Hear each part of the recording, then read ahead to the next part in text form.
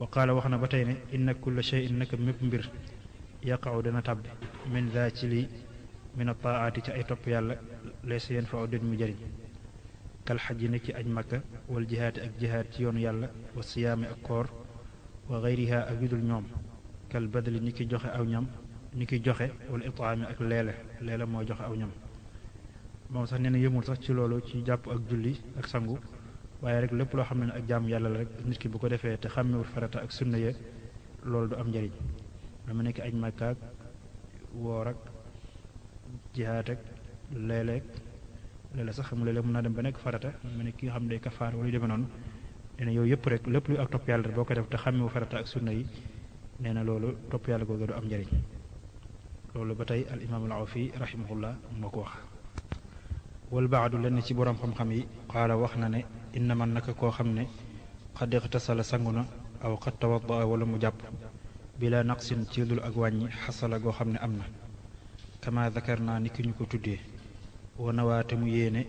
fil xusli ci cangaay la aw fil wudui wala ci njàpp ma annahu naka moom zu fi'li boroomuk def la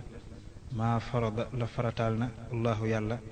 fa daaka al fi'lu joojey jëf saxa wér na wa annahu naka moom yujzi'uhu dana ko doy alal asax ci la gën a wér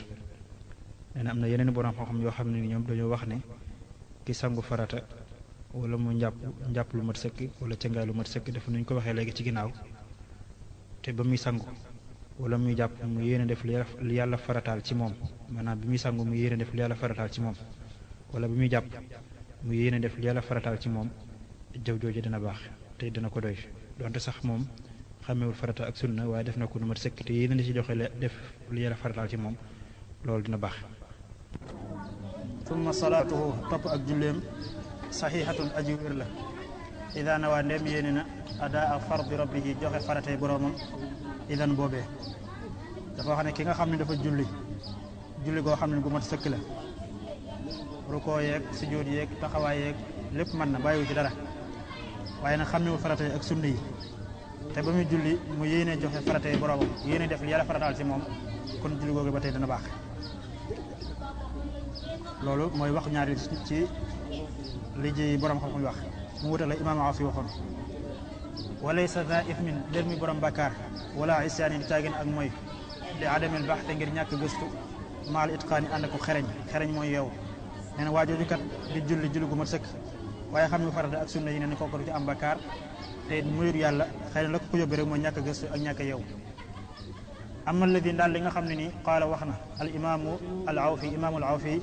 rahimahu yàlla na yërëm allahu yàlla al muzilul xawfi ke ji dindi ak ragal fa daaka loolee tahdidun ak xuppe la wa tanbihun ak yeete maa nasihatin ànd ko laabiire ladi dalaali ñeel boroom ko réer fasmaa déggal nee na li imaamu Awfi wax nag ne ku julli